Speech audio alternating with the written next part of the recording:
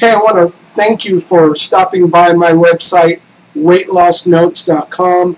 My name is Daniel, and I wanted to thank you, first of all, for visiting my site and coming back.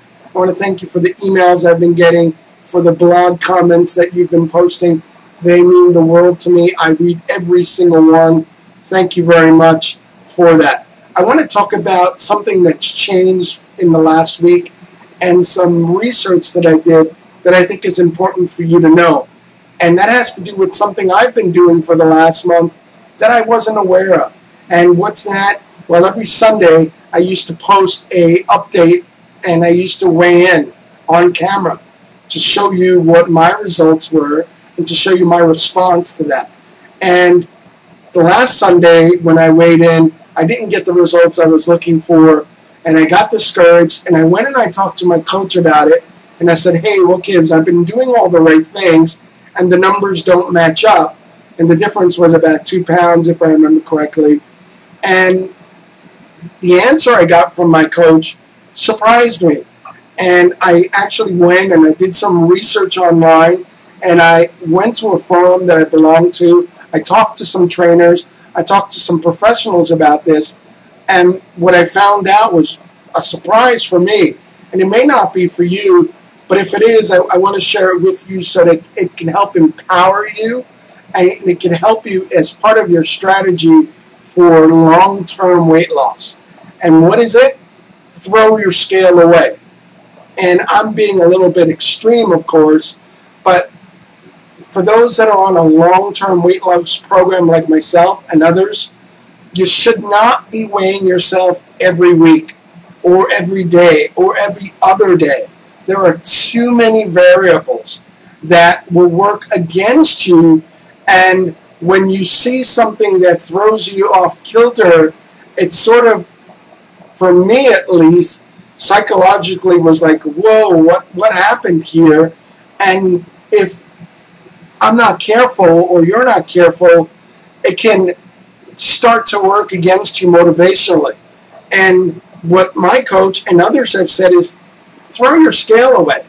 And by that I mean is you should not be weighing yourself in every day or every other day or every week for that matter. At best, you should be weighing yourself once a month. At best. Why? Number one, there's too many variables in water retention in your body. For a woman, is it that time of the month for you? And are you accumulating additional fluids in your body? Did you not digest the food from the meal that you might have previously eaten?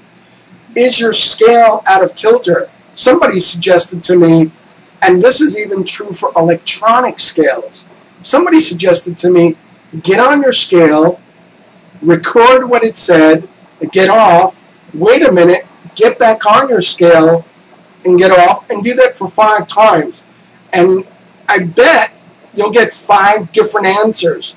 And you know what? He was absolutely right. I got 5 different numbers, all within a period of about 10 minutes. And it didn't make any sense. And the variable was off actually by several pounds sometimes. And that has to do with how you're standing and all the other variables I mentioned before. It's not a terrible thing to use a scale to weigh yourself, but that should not be the sole indicator of how you're doing on your journey. There are some things that can be a very good indicator. One of the things can be your energy. How's your energy? Where are you at? Are you feeling that you're having more energy as you're progressing through your exercise and through your eating changes? Or are you feeling the same? Are you feeling lethargic? Overall, where's your energy at, number one? Number two, how are your clothes fitting? Are the clothes that you had before, are they fitting the same? Are they tighter? Are they less tight? I found that some pants that I haven't worn in actually a couple of months, they fit me a lot better than they fitted me in the past, the recent past. And that was a real good indicator. A third great indicator is your measurements. And what several people had recommended is to take measurements of your chest area, of your waist, of your hips, of your arms, of your shoulder area, of your thighs, and keep track on a monthly basis of the changes to those measurements. What's interesting is that, and I kind of knew this, but it got reinforced again, when you're losing weight and you're losing weight rapidly, especially if you're hardcore into an exercise program, you're going to be converting some of your body mass to muscle, and the scale can't tell the difference. So what can tell the difference is your measurements, is how you fit in your clothes, is your energy. Use those things as a way to gauge where you're at in your weight loss. And again, if you want to do the scale thing, do it once a month and make sure that you're doing it the same way every time. Make sure that you're weighing yourself on the scale when you are doing it at the same period of time each morning or afternoon or night that you're doing it. Make sure that it's at least 4 to 6 hours or more since the last time you've eaten and drank water or any liquids. The ideal time to weigh yourself is when you wake up in the morning and you use the restroom and you brush your teeth before you do anything else, before you drink water, take your vitamin, do whatever else you're doing. That's a great time to weigh yourself.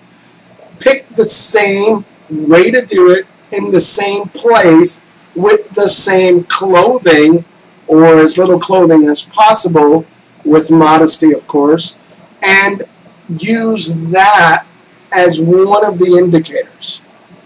Now, it'll be helpful for you to keep track of and journal how you're doing in your measurements, how you're doing in your overall weight over a period of time, not just between 1 or 2 days or a week or two. Remember, it took you a long time to get to where you are. It took me years to get to where I was at, and it's going to take me time to get that taken care of. But I want to make sure that I'm making progress. So you want to journal this, and in the next video I'm going to be talking about tracking and journaling and some thoughts for you on that. I want to thank you again for stopping by and visiting me. What I'm going to be doing is the first of each month I'm going to be weighing in, and I'll be sharing that video with you.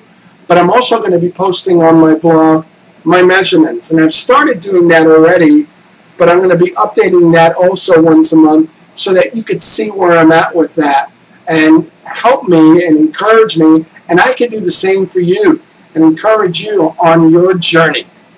Thanks again for visiting.